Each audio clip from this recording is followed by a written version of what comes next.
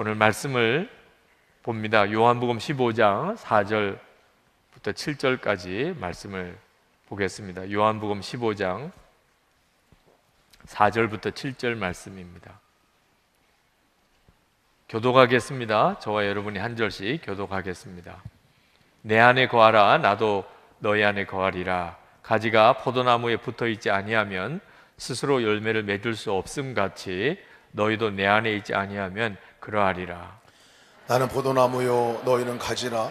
그가 내 안에 내가 그 안에 거하면 사람이 열매를 많이 맺나니 나를 떠나서는 너희가 아무것도 할 수 없습니다. 사람이 내 안에 거하지 아니하면 가지처럼 밖에 버려져 마르나니 사람들이 그것을 모아다가 불에 던져 사르느니라. 너희가 내 안에 거하고 내 말이 너희 안에 거하면 무엇이든지 원하는 대로 구하라. 그리하면 이루리라. 아멘. 어느 초등학생이 중독이라는 시를 썼습니다. 틈만 나면 게임한다고 중독이라 하지만 난 학교 갔다 와서 할 뿐, 난 학원 갔다 와서 할 뿐, 난 밥 먹고 할 뿐, 난 똥 싸고 할 뿐. 학교도 안 가, 학원도 안 가, 밥도 안 먹어, 똥도 안 싸. 틈도 없이 하는 게 중독이지.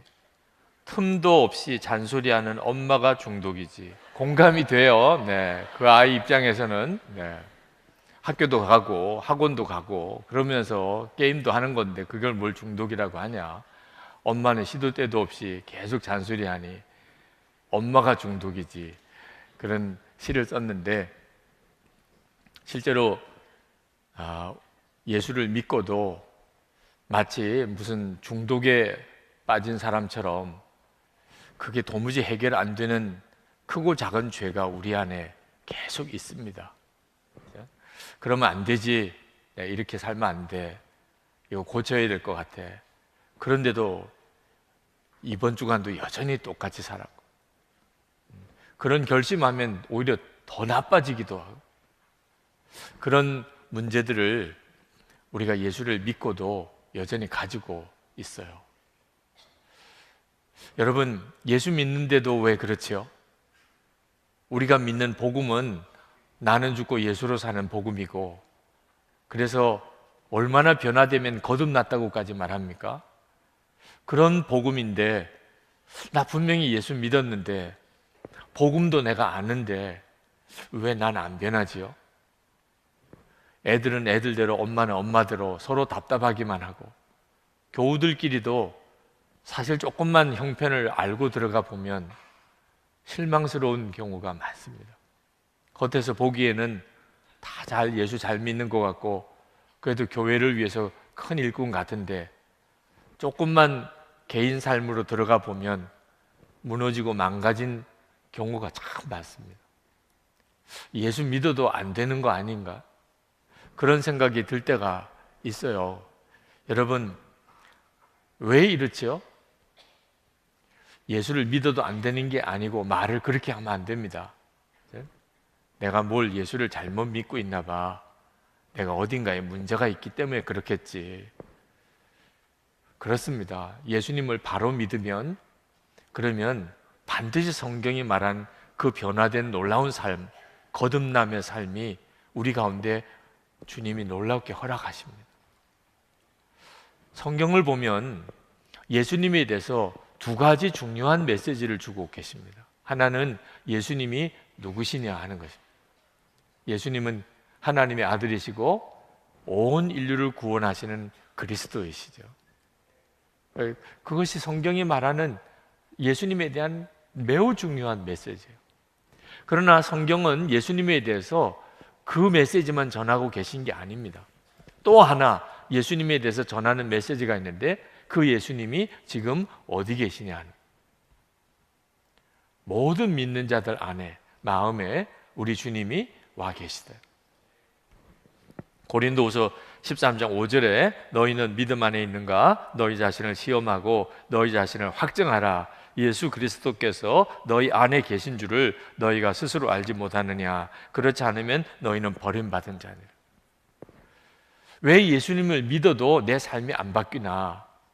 이유는요, 예수님이 그리스도라는 사실만 아는데 그치고 있기 때문이에요. 분명히 예수님은 그리스도십니다. 하나님의 아들이십니다. 우리를 완전히 구원해 주시는 분이십니다.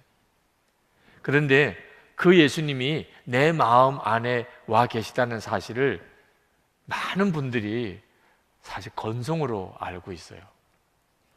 그게 실제 자기 믿음이 아닌 것입니다. 그러니까 예수를 믿어도 삶이 안 바뀌는 거예요. 예수 믿고도 여전히 마치 중독에 빠진 사람처럼 도무지 이래도 안 되고 저래도 안 되는 그런 딜레마에 빠져 사는 것입니다. 여러분, 우리가 알기는 다 알아요. 우리 안에 주님이 와 계시다. 여러분, 하나님은 천지를 창조하시고 모든 문제를 해결하시고 어떤 병자도 고치시는 하나님이신 것을 여러분 다 믿으시지요? 우리는 그렇게 믿어요. 하나님은 전지전능하신 하나님이세요. 그런데 내 안에 오신 주님은 전지전능하시다고 안 믿어요.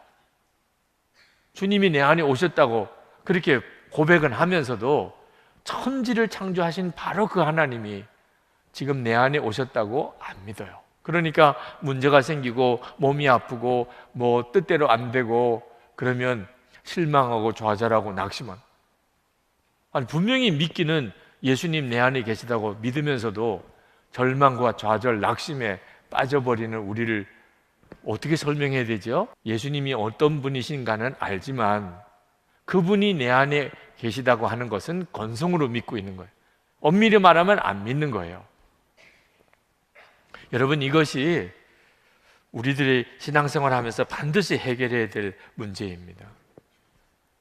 우리가 주님의 말씀을 받았으면 그 말씀이 반드시 우리에게 체험이 되어야 됩니다. 그래야 그 말씀이 능력이 있는 거예요. 우리가 정말 체험해야 될 말씀이 요한복음 15장 5절 말씀이라고 저는 확신합니다. 우리가 진짜 예수를 믿었다면 정말 체험해야 될 말씀. 나는 포도나무에 너희는 가지라.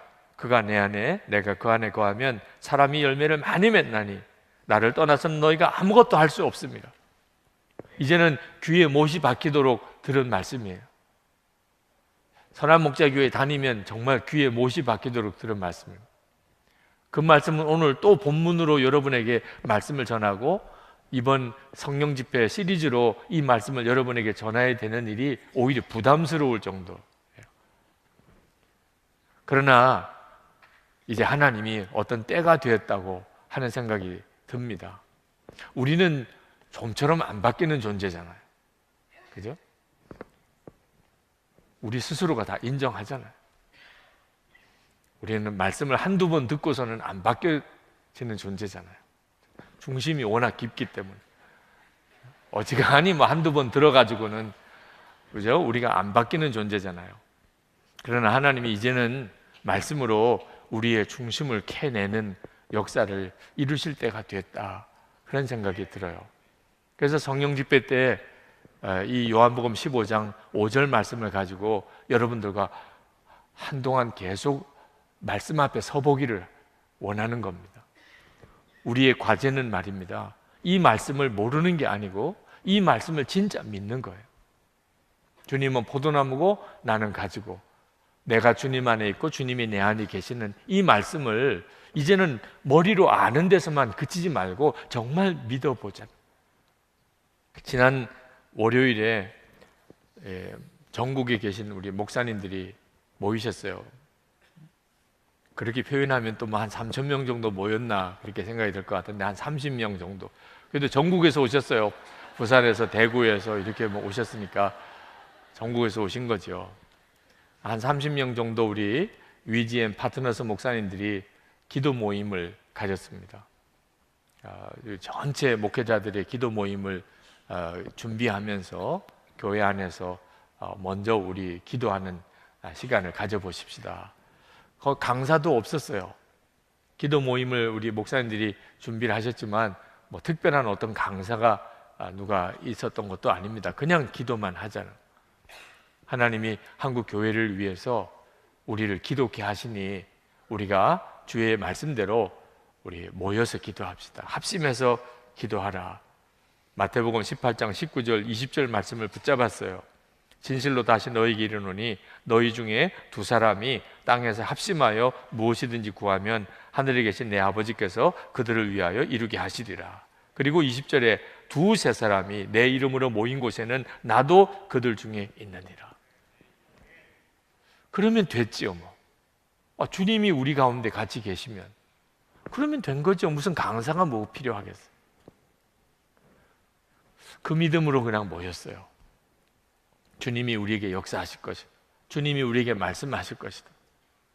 그 주님을 기대하고 그리고 하나님이 주시는 마음을 같이 나누면서 기도하고 그러면서 기도 모임을 쭉 마쳤습니다. 무슨 특별한 사건이 있었던 것도 아니었어요. 뭐 특별한 강사가 있으셨던 것도 아니기 때문에 말씀에서 뭐 특별한 말씀을 들었던 것도 없었어요. 그저 하나, 주님이 진짜 우리와 같이 계신다. 두세 사람이 내 이름으로 모인 곳에 나도 그들 중에 있느니라. 주님이 지금 우리와 함께 계시고 우리를 이끄신다. 그거 하나만 믿고 기도 모임을 가지고 그리고 기도가 끝났는데 부산에서도 오시고 대구에서도 오시고 그런 목사님들에게 너무 좀 밋밋했나 이런 생각도 들더라고요. 그저 이런 정도의 기도 시간을 가지려고 그 멀리서까지 오고 가게 하신 게 조금 미안하다 그런 느낌도 좀 들었어요. 앞으로 이런 식으로 계속 해도 될까? 그런 생각도 들었습니다. 그리고 헤어졌습니다. 그 다음날 새벽에 제가 새벽기도 하려고 교회를 이렇게 올라오는데 마음이 평소 같지가 않아요. 그렇게 마음이 간절해요. 새벽기도 올라와서 기도하는데 기도가 너무 마음이 뜨거워요. 오늘 아침은 왜 이렇게 내 마음이 이렇게 뜨겁지? 어제 그 기도 모임 때문인가? 그런 생각이 얼핏 들었어요. 뭐 특별한 강사님이 계셨던 것도 아니고 그렇다고 해서 기도 모임 속에 특별한 무슨 사건이 일어난 것도 아니었는데 그냥 주님이 우리와 같이 계시다. 우리가 예수님의 이름으로 모였으니 주님이 우리와 같이 계시다. 그분에게 귀를 기울이고 그리고 어떻든지 깨닫는 대로 순종하려고 했어요.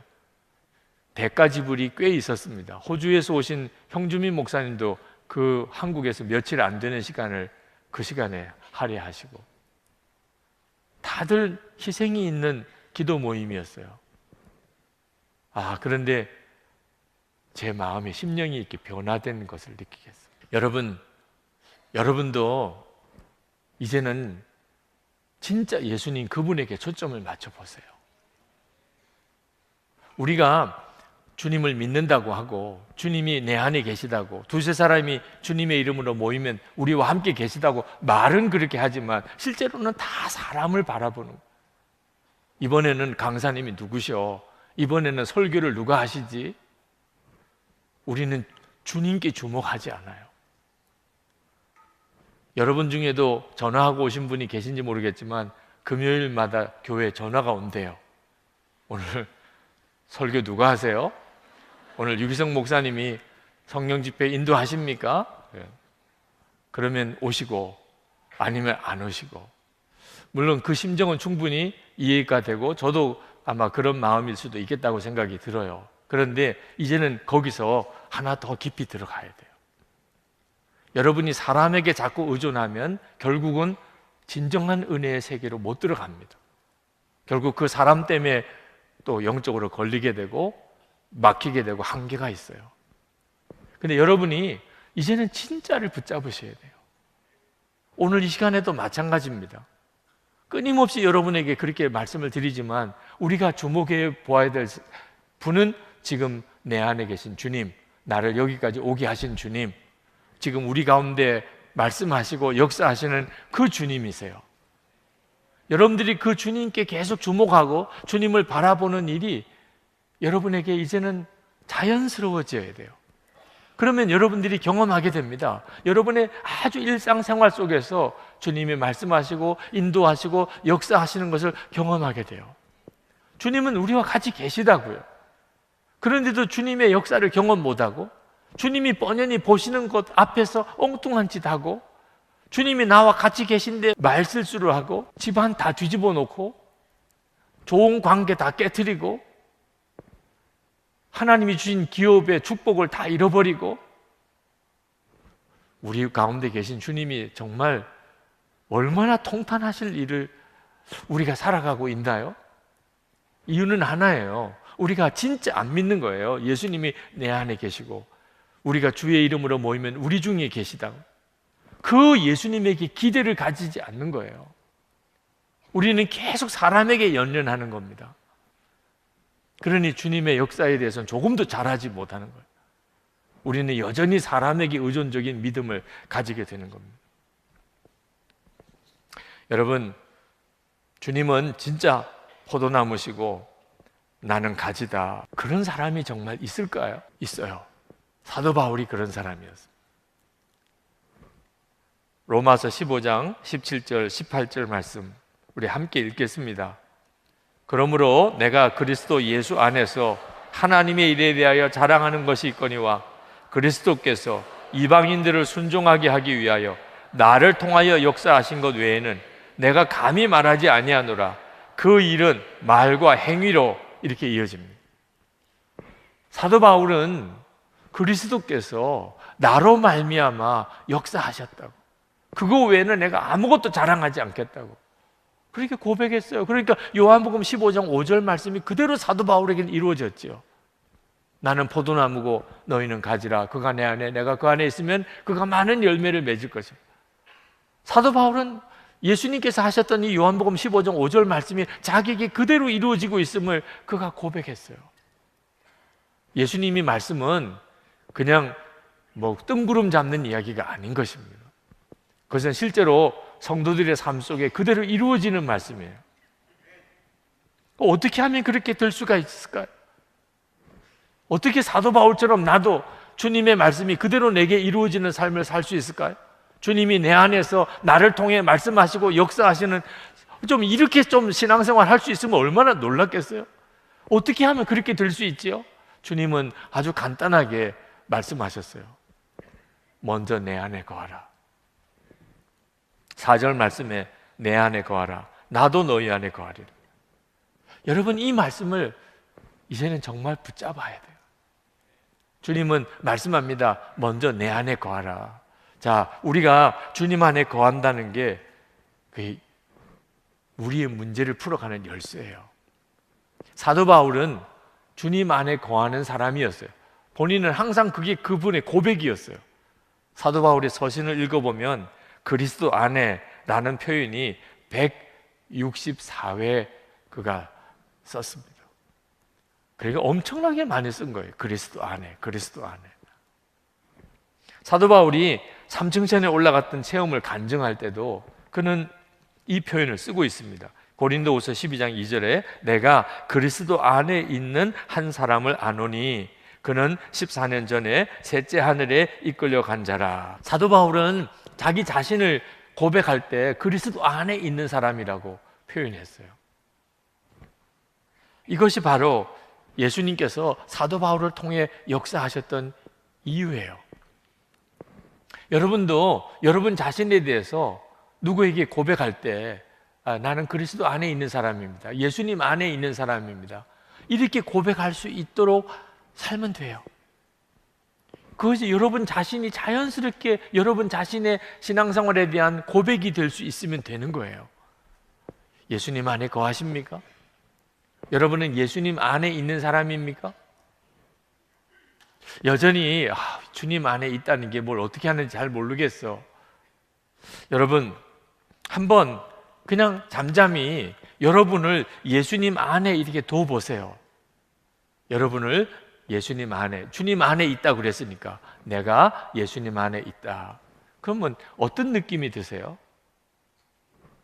저는 가만히 묵상해 보니까 제가 예수님 안에 있다 그러면 주님을 완전히 믿는 것, 주님께 완전히 맡기는 것, 주님께 완전히 의지하는 것, 그죠? 예수님 안에 있으니까.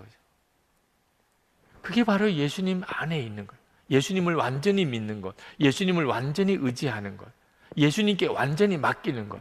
무엇을요? 나 자신을, 내 인생을 완전히 주님께 맡겨드리는 것. 완전히 주님만 의지하는 것.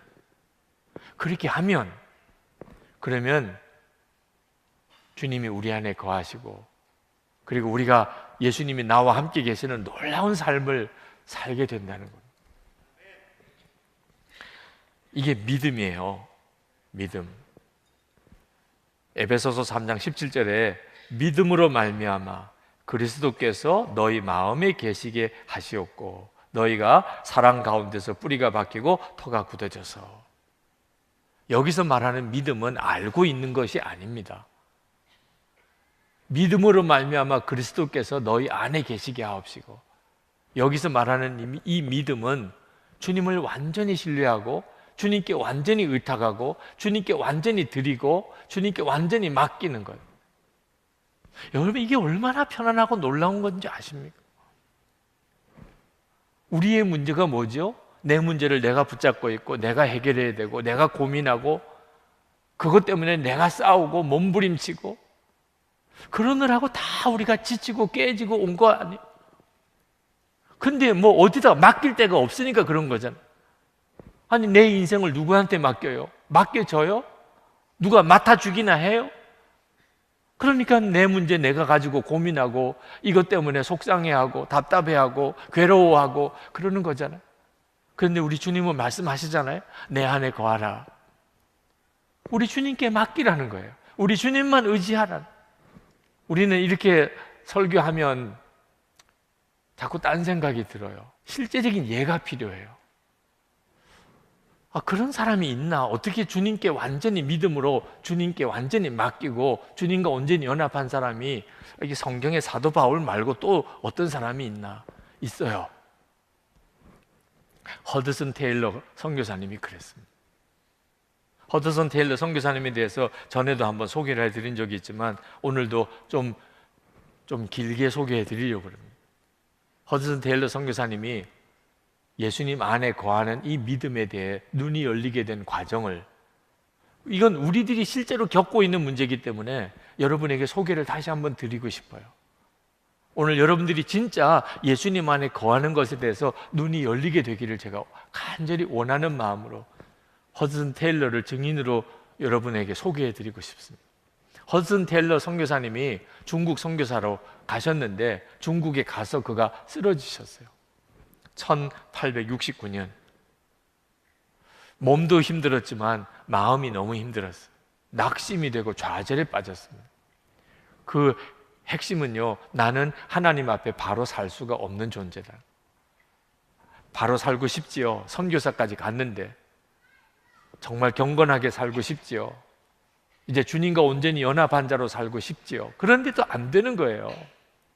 거룩하게 살고 싶은 마음의 열망이 있으면 있을수록 좌절은 더 커지는 거예요.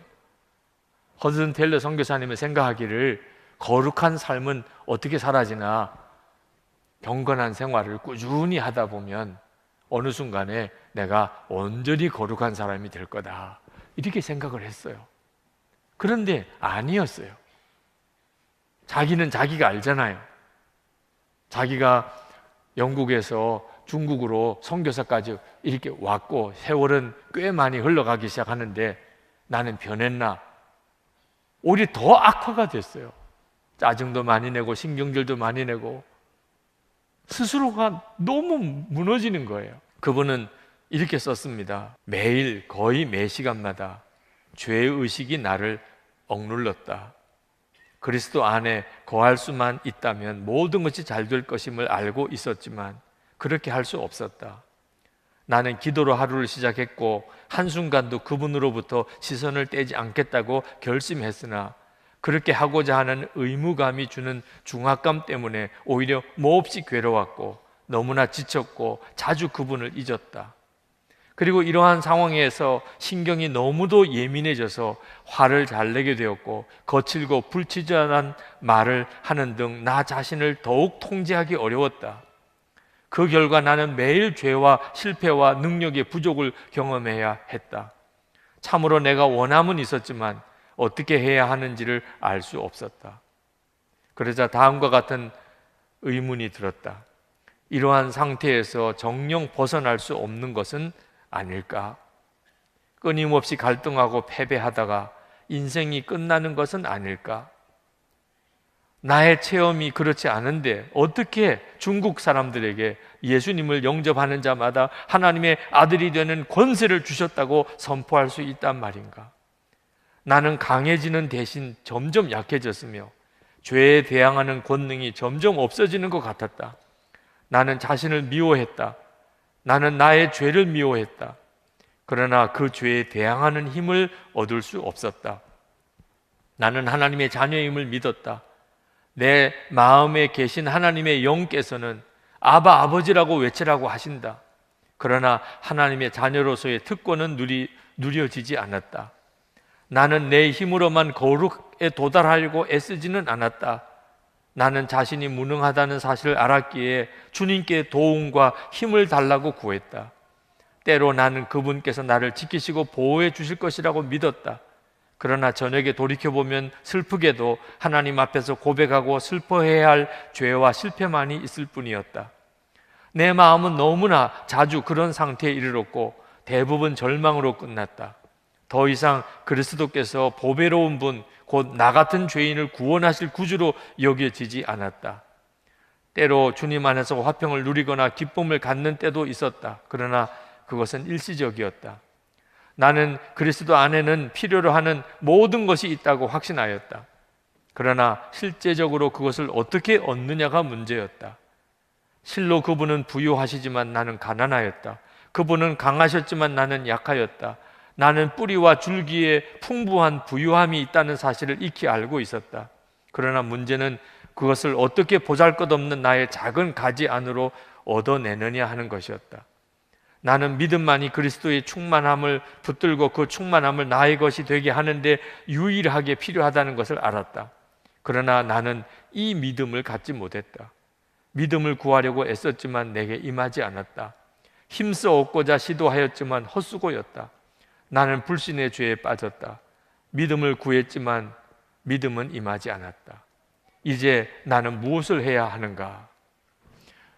이게 허든 테일러가 절망에 빠졌을 때의 고백이에요. 아마 이 자리에 계신 여러분들도 정도는 차이가 있겠지만 허든 테일러와 같은 이런 절망감에 빠진 분들이 있으실 거예요. 겉으로는 훌륭하고 믿음도 좋고 다 주변에서 존경하는 분들 중에도 내면으로는 허든 테일러가 가졌던 이 고민을 가지고 있는 분들이 있으실 거예요. 왜 그렇게 잘 믿어보고 싶은데 안 되는 거죠? 그렇게 몸부림치는데 나는 진짜 예수님 포도나무와 가지처럼 주님과 하나 되고 싶은데 그래서 그것 때문에 눈물로도 기도하고 그런 은혜를 달라고 그렇게 기도했고 또 그렇게 살아보고 싶어서 결심도 했고 그런데 왜 안 되죠? 도대체 믿음이라는 건 어떻게 오는 거죠? 그런데 그런 허드슨 텔러의 고뇌가 깊어졌을 그 정점에 메카디라고 하는 동료 선교사님으로부터 편지가 왔어요. 그 편지 속에서 허드슨 텔러 선교사가 믿음의 눈을 뜨게 됩니다. 그 편지 속에 이렇게 썼어요. 어떻게 믿음을 강하게 할 수 있는가? 그것은 믿음을 구하려고 애쓰는 것이 아니라 신실하신 분을 의지하는 것이다. 허드슨 텔러가 충격을 받았어요. 이 말씀에서 뭔가 확 눈이 열리는 것 같았어요. 무슨 눈이 열렸을까요? 믿음은 믿음을 가지려고 애쓰는 것이 아니다. 믿음은 그런 게 아니라 가지려고 애쓰는 것은 아니라 그냥 신실하신 주님을 바라보는 것이다. 그 문장을 읽을 때 나는 예수님을 바라보았고 그분께서 결코 너를 떠나지 아니하리라 하고 말씀하시는 것을 깨달았다. 그것을 알았을 때 얼마나 기쁨이 넘쳤던가. 메카디는 또 이렇게 썼다. 우리가 믿지 아니한다 할지라도 그분께서는 변함이 없이 신실하시니. 이 구절을 읽고 거기에 안식이 있구나 나는 생각했다. 그동안 예수님 안에서 안식하기 위해 헛되이 애써 왔구나. 이제 결코 더 이상 애쓰지 않겠다. 왜냐하면 그분께서 나와 함께 거하시겠다고, 결코 나를 떠나지 않으시고 결코 나를 저버리지 않으시겠다고 약속하지 않으셨던가? 그러나 이것은 그분께서 보여주신 전부가 아니었다. 그것은 반도 되지 않았다.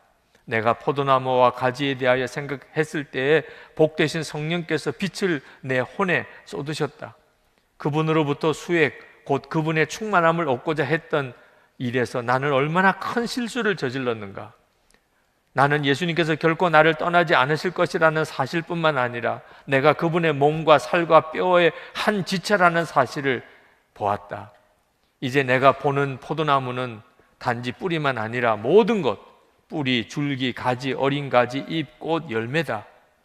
예수님은 그것만 아니시다. 그분은 흙이요, 빛이요, 공기요, 소나기요, 우리가 꿈꾸고 원하고 필요로 했던 그 모든 것보다 수만 배 더한 분이시다. 오, 진리를 보는 기쁨이요, 부디 여러분의 영적인 눈도 밝아져서 그리스도 안에서 우리에게 값없이 주시는 부유함을 알고 누리기를 기도한다. 오, 부활하시고 높여지신 구주와 진정으로 하나 되는 것, 그리스도의 한 지체가 되는 것은 얼마나 놀라운 일인가. 그것은 무엇을 의미하는가? 그리스도는 부유하신데 나는 가난할 수 있는가? 너의 오른손은 부유한데 왼손이 가난할 수 있는가? 너의 머리는 잘 공급받는데 몸은 굶어 죽을 수 있는가? 은행원이 고객에게 그 수표를 쓴 것은 당신의 손이지 당신이 아니오라거나, 나는 이 금액을 당신 손에 지불할 수 없으며 당신에게만 지불할 수 있어 라고 말할 수 있는가? 우리가 그리스도께 속한 자여 그분의 지체인 까닭에 예수님의 이름으로 드리는 너의 기도나 나의 기도는 반드시 응답을 받을 것이다. 우리가 비성경적이거나 또는 하나님의 뜻을 따르지 않고 어떤 다른 것을 요구할 경우 그리스도께서는 응답하실 수 없을 것이다. 그러나 우리가 그분의 뜻대로 무엇이든지 구하면 그분께서 들으시는 것이라. 우리가 그분께 구하여 청원한 것들을 가진 줄 아느니라. 여러분, 허드슨 테일러 선교사님이 이렇게 고백했던 것이 아직도 여러분에게는 여러분의 것이 되지 못하는 답답함이 있으실 거예요. 그러나 주님은 여러분에게 눈을 열어주십니다. 아, 믿음은 가지려고 몸부림치는 게 아니고 그냥 주님께 맡기는 거라, 받아들이는 거라. 주님이 여러분에게 믿어지게도 하시고 여러분의 삶을 바꾸기도 하시고 다 주님이 하시는 거예요. 여러분이 그렇게 되려고 애쓰면 주님은 못 하세요. 오히려 여러분이 할 수 있는 일은 그냥 주님께 진짜 맡기는 거예요. 여러분이 정말 변화된 삶을 살고 싶습니까? 도무지 끊지 못하는 죄에서 여러분이 그 죄에서 끊어지는 역사가 일어나기를 원하십니까? 주님을 믿는 것밖에 다른 게 없어요. 그걸 해주실 분은 주님이세요. 그럼 믿는다는 게 뭐지요? 맡긴다는 게 뭐지요? 주님 안에 거한다는 게 뭐지요? 더 이상 그것 때문에 고민 안 하는 거예요. 그것 때문에 내가 안달 안 하는 겁니다. 아, 주님께 맡겼으니까. 주님께 맡겼으니까. 여러분, 아주 버릇없는 아이가 있는데 부모 심정에 이 아이를 좀 바로 잡아주고 싶어요. 아, 안 돼요. 엄마 아빠 말은 도무지 안 들어요. 그런데 소문을 들었습니다. 아주 훌륭한 선생님이 계신데 그분께 맡겨진 아이들은 다 변화된다는. 그래서 그 아이를 데리고 그 선생님 집으로 갔습니다. 선생님이 나에게 맡기세요. 맡기고 가세요. 맡기고 가라는 말은 그 아이를 그 선생님 집에 두고 가라는 거죠. 아, 이 부모가 그 순간에 얼마나 참 갈등이 되겠습니까? 아, 이 아이를 이 선생님 집에 맡기고 가도 될까? 근데 그 부모가 할 수 있는 일은 그거밖에 없어요. 맡기고 가야 돼요. 가면서 또 끄집고 가면 안 돼요. 진짜 맡겼으니까 이제 뒤도 안 돌아보고 그냥 가야 돼요. 그러면 그 선생님이 그 아이를 바로 잡아줄 수 있어요. 우리가 주님께 맡긴다는 게 꼭 이와 같은 거. 우리 힘으로 도무지 해결이 안 돼요. 아무리 고쳐보려고 애를 써도 해결이 안 돼요. 왜 이렇게 답답한지 모르겠어요. 예수를 믿어도 왜 나는 이렇게 변화가 안 되는 거지요? 우리 주님이 보실 때는 주님께 진짜 맡김이 없어요. 주님 안에 거하지 않아요. 어떻게 하는 게 주님 안에 거하는 거냐고 우리는 막 몸부림쳐요. 주님 안에 거하고 싶은데 그 믿음의 눈이 진짜 열리지 않는 거예요. 허드슨 테일러 선교사님이 우리와 똑같은 고민을 했습니다. 그리고 그분이 내린 참 놀라운 결론은 그냥 받아들입니다. 주님과 나는 이미 하나예요. 나는 또 잘못했어요. 내가 할 수 있는 일은 주님이 나를 바로잡아 주실 것을 진짜 믿는 거예요. 주님께 나 자신을 완전히 맡겨버리는 거예요. 더 이상 걱정 안 하는 거예요. 그러나 나는 분명히 선포하는 거예요. 주님이 나를 바로잡아 주실 것이라. 그때 우리 마음속에 믿음의 싸움이 일어나요. 너 그 상식적으로 맞는 이야기냐? 아니 너 자신이 이렇게 부끄럽고 추하고 의지도 약하고 너 이 죄의 종노릇 하고 있는 너 자신인데 그냥 예수님께서 너를 고쳐주실 것이라고? 너 그렇게 하면 진짜 될 거라고 생각이 들어? 여러분, 우리가 싸우는 건요 죄와 싸우는 게 아니에요. 마귀가 심어주는 의심과 싸우는 거예요. 우리가 할 수 있는 일은 내가 아무것도 할 수 없는 것을 나는 찬양합니다. 내가 너무나 속물이고 내 육신 속에는 죄가 뿌리 깊이 박혀 있는 것에 대해서 하나님 감사합니다. 승리는 내게서 오는 게 아니라는 것을 확실하게 내가 아는 것이거든. 변화가 됐다면 그건 주님이 하신 거예요. 그건 복음의 영광이죠. 그리고 주님은 그렇게 하실 것을 정말 믿어요. 허드슨 테일러는 그 동생에게 편지를 썼습니다. 자기가 변화되고 난 다음에 아델리아라고 하는 누이에게 편지를 썼어요. 이제 부담과 중압감은 모두 사라졌다. 아마도 요즘 며칠이 내 인생에서 가장 행복했던 때였던 것 같다. 주님께서 나를 위해 행하신 것은 새롭거나 이상하거나 놀라울 것은 없었다. 그럼에도 불구하고 지금은 모든 것이 새롭다. 한마디로 말하면 내가 눈이 멀었다가 지금은 본다는 것이다. 다른 것보다도 달콤한 것은 그리스도와의 완전한 일치가 가져오는 안식이다. 이것을 알기에 나는 더 이상 염려하지 않는다. 그분께서 나를 어느 곳에 어떻게 두시든지 중요하지 않다. 왜냐하면 그분께서는 가장 편안한 상태에서도 내게 은혜를 주시고 가장 어려운 상태에서도 그분의 은혜는 충분하기 때문이다. 내가 하인에게 값싼 물건을 사러 보내건 가장 비싼 물건을 사러 보내건 그에게는 문제가 되지 않는다. 어느 경우에든 그에게 필요한 돈을 지불할 것이기 때문이다. 그와 같이 하나님께서 나를 몹시 당혹스러운 경우에 처하게 하신다면 마땅히 내게 많은 지침을 주시지 않겠는가? 몹시 어려운 처지에 처하게 하신다면 마땅히 많은 은혜를 주시지 않겠는가? 큰 압박과 시련 가운데 처하게 하신다면 마땅히 큰 힘을 주시지 않겠는가? 긴급한 경우를 당할지라도 그분의 것으로 감당치 못하지는 않을까 두려워하지 말아라. 이 모든 것은 믿는 이와 그리스도의 하나됨에서 비롯된다. 따라서 믿음에 의해 그리스도께서 내 마음 안에 거하셨기 때문에 나는 얼마나 행복했던가. 나는 이전과 다를 바가 없다. 그러나 나는 그리스도와 함께 죽었고 장사되었으며 또한 부활하였고 승천하였다. 지금 그리스도께서 내 안에 사시며 내가 육체 안에 사는 것은 나를 사랑하사 나를 위해 자신을 주신 하나님의 아들의 믿음으로 사는 것이다. 나는 이전과 같이 죄를 범할 수 있다. 그러나 나는 그리스도에 대해 결코 이전의 그 어느 때보다도 다르게 깨닫는다. 그분은 죄를 범할 수 없으시다. 그분은 내가 죄를 범하지 못하도록 지키신다. 내가 이 빛을 본 이후로 죄를 범하지 않았다고 말할 수는 없지만 이렇게 고백해야 하는 것이 부끄럽구나. 그러나 죄를 범할 필요가 없었다고 느낀다. 게다가 빛 가운데 걸으면서 걸을수록 나의 양심은 더욱 부드러워졌다. 죄는 끊임없이 나타났고 고백했고 용서받았다. 그리고 완전히 고백을 하지 않고 자아를 정당화하려고 시도했던 때에 몇 시간 동안 화평과 기쁨이 돌아오지 않았던 한 번의 경우를 제외하고는 화평과 기쁨이 즉시 회복되었다. 여러분, 허슨 테일러가 누렸던 이 은혜는 하나님은 우리 모두에게 누리게 해주시는 것이에요. 오늘 이 시간에 여러분이 요한복음 15장 5절 말씀을 실제로 여러분이 경험할 수 있게 되기를 원합니다. 여러분, 조금 낯설겠지만, 그렇게 안 살아봤기 때문에 조금 낯설겠지만, 이제는 내 안에 오신 주님을 완전히 신뢰하고 내 문제를 완전히 주님께 맡기고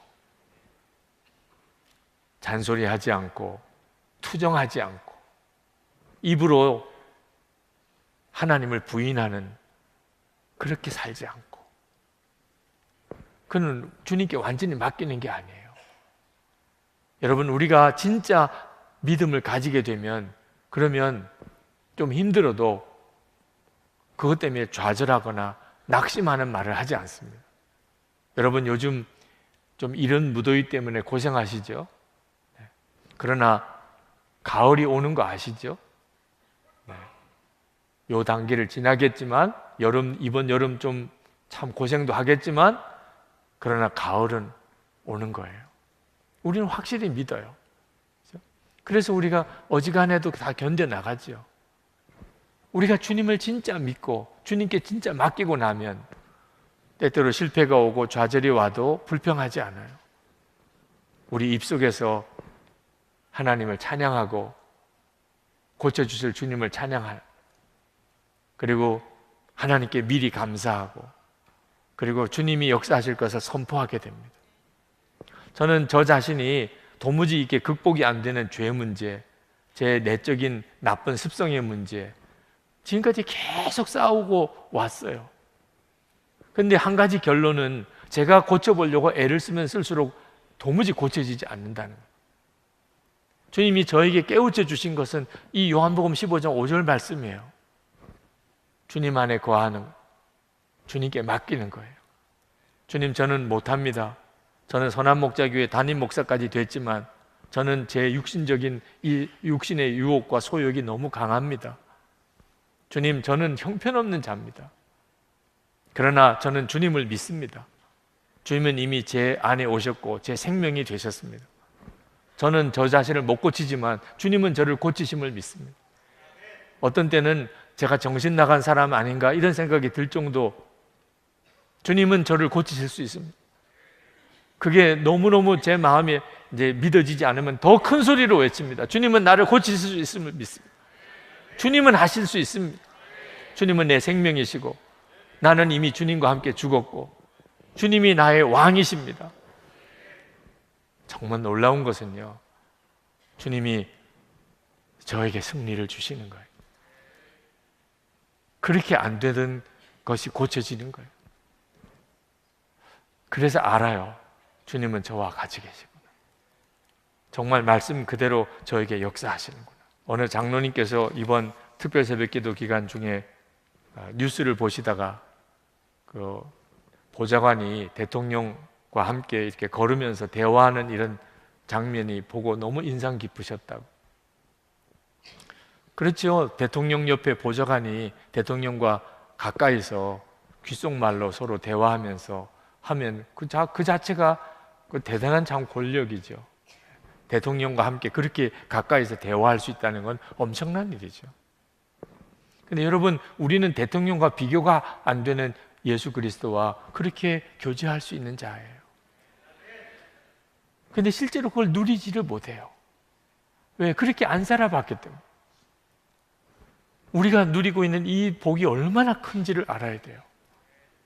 주님과 교제하고 주님께 내 모든 문제 맡기고, 그리고 주님으로부터 그 문제가 해결되어지는 은혜를 내가 경험하고, 그래서 주님을 더 알게 되고, 나중에는 정말 주님과 귓속말로 소근소근 할 정도로 주님과 그렇게 깊이 교제할 수 있는 그 특권, 이것은 오늘 결심했다고 내일 이루어지는 건 아니에요.